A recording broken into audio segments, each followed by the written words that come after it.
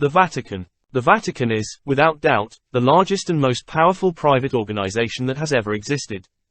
In certain aspects it has the character of a state, and is recognized as such by a number of governments. Although the dismemberment of the Austro-Hungarian monarchy has considerably diminished the Vatican's influence, it still remains one of the most efficient political forces in modern history. The organizational base of the Vatican is in Italy. It is here that the headquarters of the various Catholic organizations reside. Their complex networks embrace a large part of the globe. The ecclesiastical apparatus of the Vatican consists of around 200,000 people. That is an imposing figure, particularly when one considers that they include many thousands of cultured and intelligent individuals who possess consummate ability in the art of intrigue. Many of these men embody the most ancient, and tested, traditions concerning the control of the masses, and, in consequence, constitute the largest reactionary force in Italy. It is all the more formidable precisely because of its insidious and elusive nature. Before attempting its coup d'état, fascism had to reach an understanding with this powerful institution. They say that the Vatican, although very interested in the ascension of fascism to power, demanded a very high price for its support.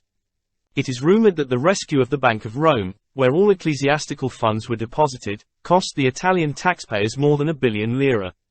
People often speak of the Vatican and its influence without understanding in any detail its structure and the real strengths of the organization. It is worthwhile taking a proper look. The Vatican is an international enemy of the revolutionary proletariat.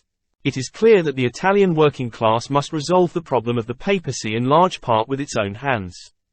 But it is equally clear that this goal cannot be achieved unless the international proletariat also rises to the occasion. The ecclesiastical organization of the Vatican reflects its international character. The Vatican constitutes the base of the papacy's power both in Italy and around the world. In Italy one finds two principal Catholic organizations. 1. The Mass organization, the most religious of all, officially based on the ecclesiastical hierarchy, the Popular Union of Italian Catholics, or, as the papers currently call it, Catholic Action. 2. A political party, the Popular Party of Italy, which recently almost entered into open conflict with Catholic Action.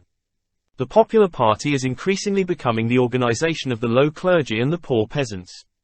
Meanwhile Catholic Action finds itself in the hands of the aristocracy, the big landowners and the higher ranks of the clergy, reactionaries and fascist sympathizers. The Pope is the supreme head of both the ecclesiastic apparatus and of Catholic Action. The latter organization disregards national congresses and any other form of democratic organization. It also ignores, at least officially, tendencies, fractions and currents of different ideas. It is constructed on a hierarchical basis, from top to bottom. In contrast, the Popular Party is officially independent of the ecclesiastical authorities. It welcomes non-Catholics to its ranks, although it does feature the defense of religion in its program, among other things. It is subject to all the vicissitudes which a mass party is liable to experience. It has already suffered more than one split and is no stranger to the fierce factional struggles which reflect the class conflicts among Italy's rural masses. The current Pope, Pius XI, the 260th successor of St. Peter, was previously Cardinal of Milan. From a political point of view, he belongs to that species of Italian reactionaries known as moderate Lombards, a group composed of aristocrats, big landowners and powerful industrialists who are further to the right than the Corriere della Sera. When Pius XI was still known simply as Felice Ratti, Cardinal of Milan, he showed his sympathy for fascism and for Mussolini on several occasions. The moderates of Milan spoke to Ratti once he had been elected pope, in order to secure his support for fascism at the moment of the coup d'état. Inside the Vatican, the Pope is assisted by the College of Cardinals, composed of 60 cardinals who are nominated by the Pope himself. They in turn will choose the new Pope whenever the throne of St. Peter becomes vacant. Of these 60 cardinals, at least 30 are always chosen by the Italian clergy in order to ensure the election of a Pope with Italian nationality. The next largest group are the Spanish with 6 cardinals, then the French with 5, etc. The international administration of the Church is entrusted to a college of patriarchs and archbishops. They are entrusted with various officially recognized national rights. The Pontiff's court resembles the governing organization of a large state.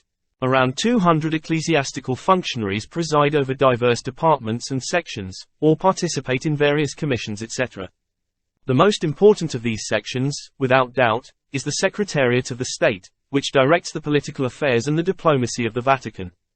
At its head sits Cardinal Pietro Gasparri, who has already carried out the functions of Secretary of State alongside the two previous popes.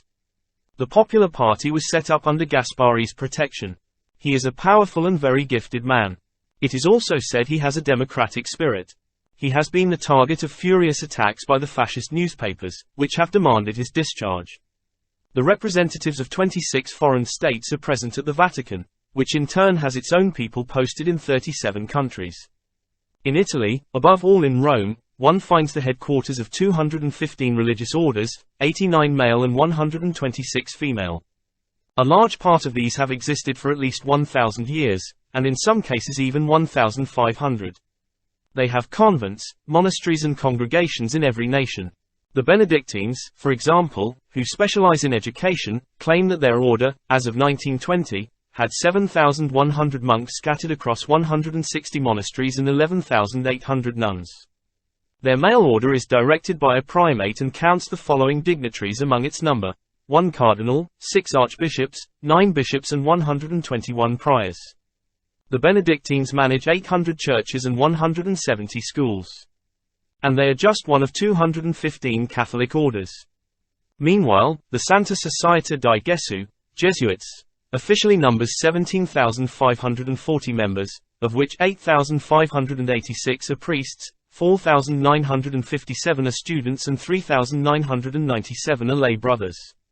The Jesuits are very powerful in Italy. Thanks to their intrigues, they sometimes even succeed in making their influence felt among the ranks of the workers' parties.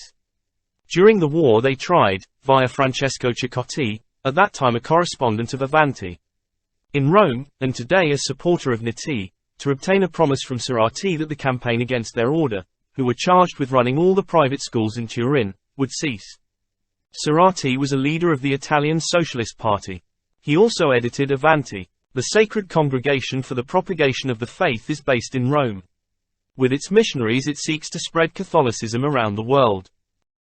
This body has at its service 16,000 male missionaries, 30,000 female missionaries, 6,000 indigenous priests and 29,000 catechists, and this is just in the non-Christian countries. In addition, it administrates 30,000 churches, 147 seminaries with 6,000 students, 24,000 schools, 409 hospitals, 1,183 medical dispensaries, 1,263 orphanages and 63 printing works. The large worldwide institution known as the Apostleship of Prayer is a creation of the Jesuits. It embraces 26 million adherents divided into communities of 15 people. Each of these is headed by a male and female fervent. They distribute a periodical that is published in 51 different editions and in 39 languages, including 6 Indian dialects, 1 Madagascan, etc. It has 1.5 million subscribers and a total print run of 10 million. The Apostleship of Prayer is undoubtedly one of the best religious propaganda organizations. It would be interesting to study its methods.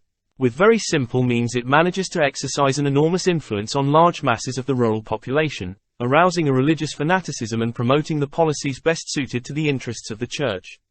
One of its publications, certainly the most widely distributed, cost 10 cents a year before the war. It was an illustrated leaflet which was both religious and political in character. For example, in 1912 I remember reading the following passage: "We urge all our readers to pray for the sugar manufacturers who are currently under treacherous attack by the so-called anti-protectionists, that is to say Freemasons and unbelievers." It was the period in which the Democratic Party was conducting a lively campaign against customs barriers, thus clashing with the interests of the sugar industry.